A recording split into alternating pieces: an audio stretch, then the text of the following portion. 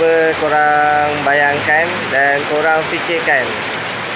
Mesti ada yang pernah terjadi kan. Tengah relax macam ni, santai-santai, hujan lebat kan.